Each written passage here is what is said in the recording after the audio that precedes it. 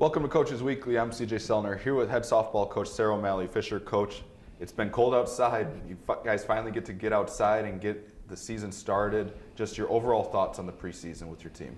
Our kids have worked really hard. You know, it's been a longer preseason for us because we've had an extra week. We started school late. We're starting our spring breaks a week later, so we've had a longer period here. We had a nice weekend off last weekend, and the kids had a great practice last night. The girls did. So it's, you know, I think they're getting ready, and just to be on dirt here in a few days is going to be really nice. So it's that point where you get to, I feel like, a certain point of the preseason where you get sick of being stuck in the gym, but now you're kind of really gearing up because it's game week, and you guys have the opportunity to get off campus and get to a facility that you guys can simulate a lot more softball. Yeah, we've been very, very lucky this year with the university giving us the opportunity to go to the Max 3 nights a week, and they're long nights, and we understand that, but we get a lot done in a very short amount of time. I think it's going to help. We had our outfielders last night had phenomenal practice. You could just see the difference in being able to see the ball off the bat a lot earlier.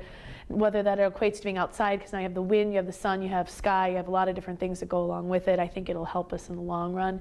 But it's been nice, and we've been blessed to be able to have that opportunity. You bring back a lot of your core lineup from last year. You talk about an All-American coming back, a lot of all-conference players, so a lot of key pieces back. How have they kind of helped lead a younger group through the preseason, getting ready for Florida? Well, first of all, it's the experience of having to go through late night practices and lifts and having some group work throughout the day and doing bullpens. It's just, you know, being able to push through it and grit it out a little bit, and I think that's what having so many older players on our roster back who have had the experiences up to this point has really helped us with.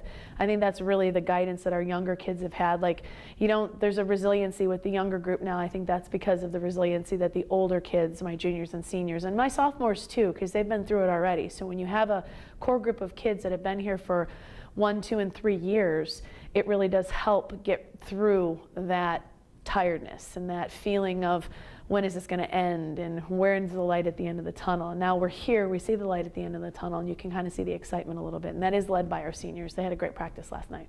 As long as you've been here now, how does that kind of speak to your alumni that you've been able to kind of build that kind of ability to lead teams and get through that and have that when the people get older that they're able to kind of help everybody from the top down? Well, it's the consistency. You know, I mean, we usually have had like a core group of seniors that have been here for 4 years in a row, and with that consistency, there's just that ability of them to be able to see and then emulate what players in the past have done for us. So when we had leaders like Steph Deanna and Allison Kruk that left last year, they had people like Megan Johnson and Allie Bohut who were here the years before that, and we had other groups of seniors that have come through. And so it's been nice because I think that just kind of carries down, and that's where the leadership comes in. And it's nice to have a nice core of older kids who have been through it that can show, you know, the newer generations what it is so that they can keep having that cycling through each and every year. You guys had a lot of success last season, a deep playoff run in the NACC tournament.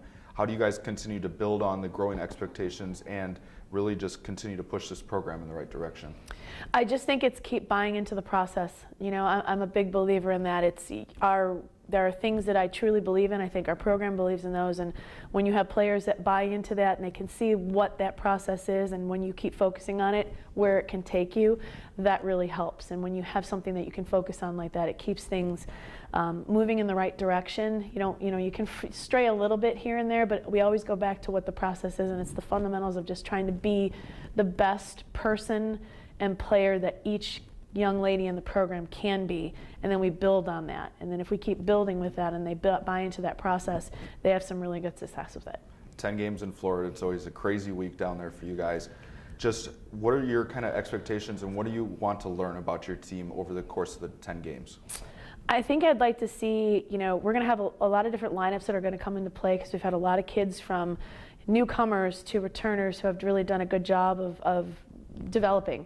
So it'll be kind of nice to kind of see how that lineup turns over a little bit here and there, what the defense looks like. We have a little bit of a younger pitching staff this year than we have in the past, so that'll be kind of interesting to kind of see how that goes. So really we're just looking to gain consistency. and that we can continue to build from that consistency to get us ready for the conference and our conference play. So when we get down there, we're using that trip to try to get better every time we step in the box, every time we take a pitch in the field. Whether even if it's cheering in the dugout, we're trying to get every pitch, use every pitch that we possibly can. We look forward to seeing you and your team out on the field here soon enough down in 80-degree weather. Cougar fans, it's softball season here in River Forest. The Cougars head down to Florida for the 10-game week. If you can't make it to the games, you can find all the live links to watch and the stats at cucougars.com/coverage. For head coach Sarah O'Malley Fisher, I'm CJ Sellner. Thank you for watching Coaches Weekly.